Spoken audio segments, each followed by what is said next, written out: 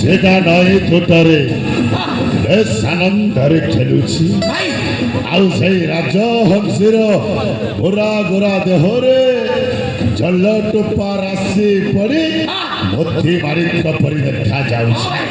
ଏ ଚାଖି ଯୋଉ ସଫରଟା ମୁଁ ସେଦିନ ଦେଖି କହିଥିଲି ତତେ ସେଇ ସାଥାନର ସେଇ ରାଣୀଟା ହଉଛି ତା ରୂପ ଯୌବନ ଦେଖିଲା ବେଳଠୁ କାହିଁକି ମନେ ହଉଛି ସେଇ ହଉଛି ସେଇ ସ୍ୱପ୍ନର ରାଜରାଣୀ। ସତରେ ଦେଖି ବୃକ୍ଷମୂଳର ଯୋଉ ସୁନ୍ଦରୀଟା ଅଛି ତାକୁ ଏ ପାଟରାଣୀ କରିକି ରଖିବି।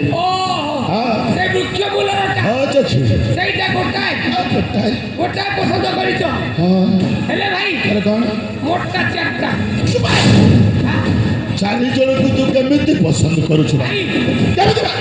ଯେକୌଣସି ଗୋଟାଏ ଝିଅକୁ ପସନ୍ଦ କର। ତମେ ଗୋଟେ ନେବ ମୁଇଁ ଗୋଟେ ନେବି ଆରେ ତିନି ଲୋକ ଘରକୁ ଫେରିଯିବେ। ଘରକୁ ଫେରିଗଲେ ମନଟା ଦୁଃଖୀ ଯିବା। ଆରେ ନିଜ ନିଜ ଘରକୁ ଫେରିଗଲେ କଣ ମନ ଦୁଃଖ କରେ? ମନ ଦୁଃଖ ହେବା। ଆଚ୍ଛା ସାଙ୍ଗସାଥି ରହିଛ ଆମେ ଦି ଜଣ ନେମୁ আর তিন জন ফেরিগলে তাকর মনটা দুঃখী। ମୁଁ ବୁଝୁଛି ସେଇଥିପାଇଁ ମୁଁ ସବୁ ବୁଝିଗଲି ସବୁ ବୁଝିଗଲି। ହଉ ଯାହା ତୋର ଇଚ୍ଛା ହଉଛି ସେଇଆ କର।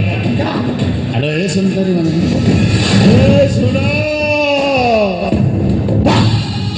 କି ସୁନ୍ଦର ସମୁଦ୍ର ଲହରୀ କଲ ଉର୍ମିଳ କେଶରାମ ସତେ ଯେମିତିକି ସ୍ୱର୍ଗର ଅପସରି ମର୍ତ୍ତ୍ୟମଣ୍ଡଳକୁ ମୋରି ପାଇଁ ଓହ୍ଲେଇ ଆସିଛି।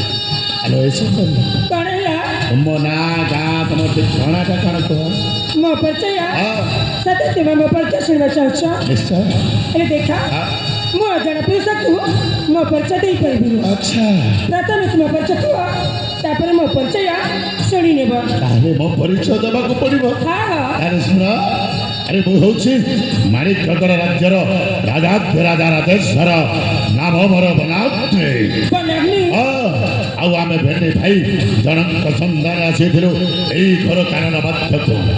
ଆଉ ଏ କାରଣ ମଧ୍ୟରେ ବୁଲାବୁଲି କରିବା ସମୟରେ ହଠାତ୍ ତୁମମାନଙ୍କ ଶବ୍ଦ ଶୁଣିଲୁ ଆଉ ସିଧା ଚାଲି ଆସିଛ ଏଇ ନଈ ତୁଠକୁ। ଶୁଣିଲ ମୋ ପରିଚୟ ହଁ ଶୁଣିଲି ତାହେଲେ ଏଥର କୁହ ତୁମ ନାଁଟା କ'ଣ? ତାହେଲେ ମୋ ପରିଚୟ ଶୁଣି ଏଠାରେ ଚାଲିଯିବ ତ ନିଶ୍ଚୟ ଚାଲିଯିବି ଜମା ରହିବିନି। ତାହେଲେ ମନ ଦେଇକି ଶୁଣିନି କୁହ ନହେଲେ ମୋ ପରିଚୟ ଭୁଲି ଯାଇପାରେ ଜମାରୁ ଭୁଲିବିନି ମନ ଦେଇକି ଶୁଣିବି। ଆମ ରାଜ୍ୟ ଅଛି କାଞ୍ଚିପୁର ଆଚ୍ଛା ଆଉ ମୋ ପିତାଙ୍କ ନାମ ହେଉଛି ବୀରେନ୍ଦ୍ର ଓ ଆଉ ମୋ ମାତାଙ୍କ ନାମ ହେଉଛି ସୁଚିତ୍ରା ଆଚ୍ଛା ମୁଁ ତାଙ୍କ ଏକମାତ୍ର ଝିଅ ନାମ ମୋର ତନୁଜା କ'ଣ କହିଲ? ତନୁଜା ଅନୁଜା ନା ସେମିତି ରୂପ ସେମିତି ବେଶ ଭଲ ନାଟେ। ଆରେ ଚକ୍ଷି ଭାଇ ସେ ସୁନ୍ଦରୀର ନାଁ ହଉଛି ତନୁଜା। ତନୁଜା ଚକ୍ଷି ତନୁଜା ତନୁଜା ବନାଗ୍ନି ତୁ କ'ଣ କାଲା ହେଇଛି?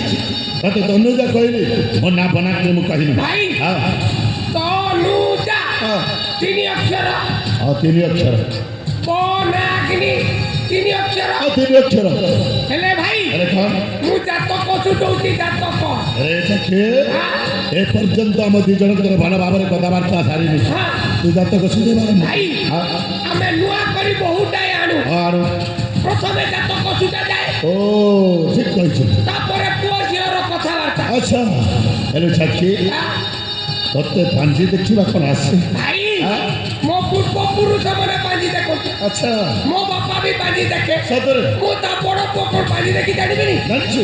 ଆମ ପୂର୍ବ ପୁରୁଷର ଆମ ଘରେ ଶାସ୍ତ୍ରଟା ଅଛି ଆଚ୍ଛା ଆଚ୍ଛା ଆଚ୍ଛା କ'ଣ ଲେଖା ହେଇଛି ସେ ପାଞ୍ଜିରେ? ହେଲେ ଭାଇ ତନୁଜା ବନାଗ୍ନି ଲଗ୍ନରେ ରହିଲେ ଶୁକ୍ର ଆଚ୍ଛା ଏକାଦଶରେ ଚନ୍ଦ୍ର ପଞ୍ଚମରେ ରହିଲେ ବୃହସ୍ପତି ଓ ସପ୍ତମରେ ରହିଲେ ରବି ହେଲେ ସୁତ ଘରେ ବୁଧ କେନ୍ଦ୍ର ତ୍ରିକୋଣ ହେଲେ ରାହୁ କେତୁ ଶନି ହେଲେ ଭାଇ ଜାତକଟା ସୁଝି ଗଲା ସତରେ ସୁଝିଗଲା?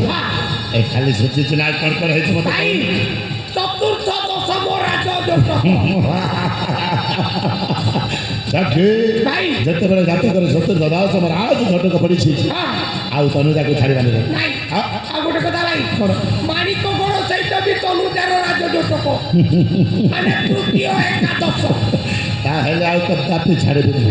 ପ୍ରଥମେ ବୁଝେଇ ସୁଝେଇ ଦେଖିବା ଯଦି କଥାଟାକୁ ନ ବୁଝି ତାହେଲେ ତାକୁ କଡ଼େ ପଡ଼େ କୌଶଳ କରି ମାଣିକ୍ୟଗଡ଼ ରାଜ୍ୟକୁ ନେଇଯିବା। ଠିକ ଅଛି ମୁଁ ତନୁଜା ସହିତ କିଛି କଥା ହେଉଛି ତମ ପରିଚୟ ତମେ ଦେଇଦେଲ ମୁଁ ଦେଇ ସାରିଛି।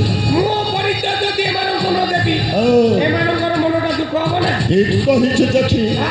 ଆରେ ତୁ ତାଙ୍କ ପରିଚୟ ଜାଣିବା ଦରକାର ସେମାନେ ତ ପରିଚୟ ଜାଣିବା ଦରକାର ନହେଲେ ଭଲ ହବନି। ହଉ ତ ପରିଚୟ ସେମାନଙ୍କୁ ଦେଇଦେ ଖାଲି 3 ମିନିଟ୍ ହଉ ଠିକ ଅଛି ବେଶୀ ସମୟ ଯାହା ସମୟ ନେବାର ଅଛି ନେଇଯା କିନ୍ତୁ ପରିଚୟଟା ହଉ ଠିକ ଅଛି।